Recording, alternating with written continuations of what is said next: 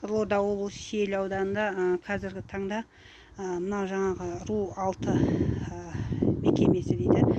Сол Ру-6 жақта мынау Наурыз көже тойлап, жаңағы ұлттық киімдерін киіп, жаңағы бір-бірін құттықтап, жаңағы билік өкілдері мынау қазіргі таңда сондай жаңа іс-шаралар өтіп жатыр дейді.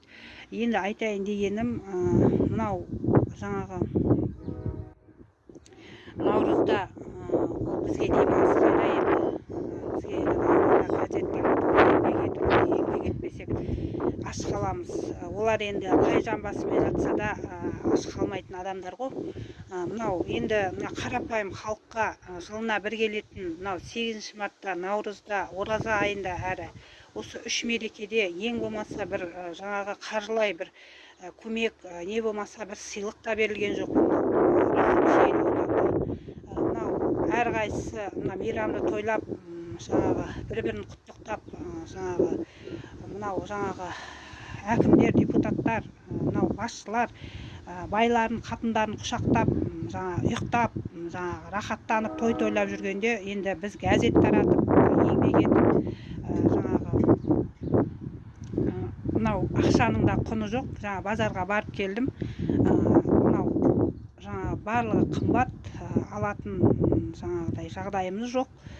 Ол наурыз болмай тұрғанда да базарға кірмейтін әкім депутаттар енді наурызда базарға кіреді дейсіздер. Мынау сауда орталығына келіп, шоферларын жіберіп, дези алып, пирожки алып, бір орында былқып, ішіп, жеп, фирменный тамақтар алып, мынау құс пен балықтың өмірі тең емес дейді ғой.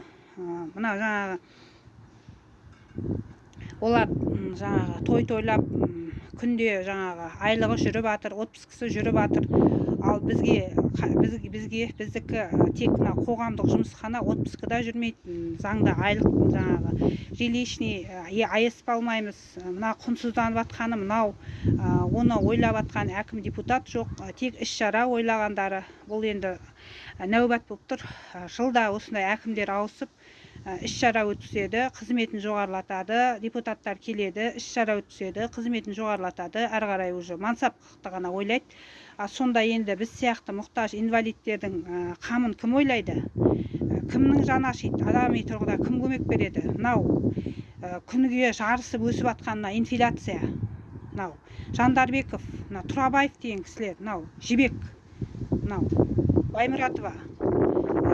Кім мүгедектердің қамын кім ойлайды? Өткенде кім жаңағы Ағыбай амандасып, мынандай жағдайға байланысты көмек беріңдер десем, қашып кіріп баратыр кабинетіне. Бұл енді сұмдық масқара болып тұр, масқара жағдай болып тұр.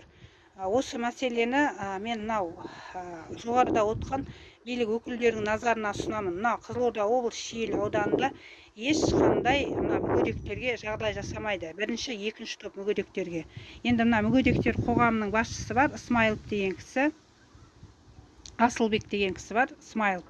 Ол кісі енді не қарап, не документ толтырып жатқанын мен білмеймін. Енді бір-екі рет барған кезде инватаксиге жаңағы адамды тасу керек, бір мүгедек кісіні тасымай, жаңағы барып айтып, мына кісіге обал болды ғой, үйіне апарып тастасаңыздар, Құрманғазы көшесінде тұрады дегеніме жақтырмай, одан кейін сөйлеспей, амандаспай қалған.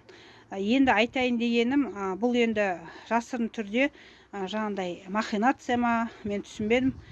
Енді осы мәселені заң аясында прокуратураның назарына ұсынам, КНБ-ның назарына ұсынам, осы мәселені тексерсеңіздер деймін. Сонда бұл саясат қайда баратыр? Шенеуліктер ішіп жеп айлығын алып, мансабын көтерсе болды. Ал инвалидтер, тұл жетімдер, жаңағы бала шағасы қиын жағдай, квартирде жүрген АЕС алмайтын кісілер жаңағы онан самайын төмен түсе берсе деген жаңағыдай заманның кейпін келтіріп тұр ма? Сонда мен түсінбедім. Күлпәш пен Мақтымның өмірін орнатып отыр ма? Сонда басымызға бұл шенеуліктер, мен түсінбедім. КНБ-ның назарына ұсынам. Ұлттық қауіпсіздік комитетінің назарына ұсынам. Мынау ерікті түрде беріліп жатқан тиындар, жаңағы мемлекеттен беріліп жатқан тиындардың бірде-біреуін білмейміз біз қаражатын. Осыны тексеруді сұраймын. Осы жаңағы мейрамдарда ештеңе мен алып жатқан жоқпын, ешқандай ештеңе беріп жатқан жоқпын. мейрамдарда әсіресе мынау қаржылай көмек беріліп жатыр ма берілмей жатыр ма біз білмейміз. Бір рет мынау жаңағы Бауыржан Байбек деген кісі мынау 2020 жылдары осы мүгедектерге деп таратқан мынау ковидке байланысты. Соны полициямен зорға алған, ровд-ға арыз жазып, ол кезде де жаңа парақшаға беріп, енді ол қаражат жағы мәслихатқа бөлінеді дейді. Оны бірде-бір тиын мына мерекелерде, мынау ораза айтта, мына 8 март, мынау халықаралық күні, мынау наурыз дегендерді ештеңе алып жатқан жоқ. Мына мешіттің кісісін декабрьге алып келген, декабрьдің басында. Одан кейін мен мешітте имамды көрген жоқпын. Рахат деген бір имам келген. Бір телевизордан естідік, жаңағы бір кәмелетке толмаған баланың некесін қиып сөгіс салды деп. Одан кейін мен көрген емеспін имамды. Бір декабрьде бір күзге қарай көрдім, одан кейін декабрьде продукт берді, одан кейін мен көрген емеспін. Мына мешіттерге пітір садағаға беріп жатқан мынау ақшалар қайда кетіп жатыр, оны кім біледі, білмейміз, вообще хабарым жоқ. Осыны ұлттық қауіпсіздік назарына, комитеттің назарына ұсынамын. Осыны тексеріп, мынау мұқтаж жандарға көмек беруді сұраймын.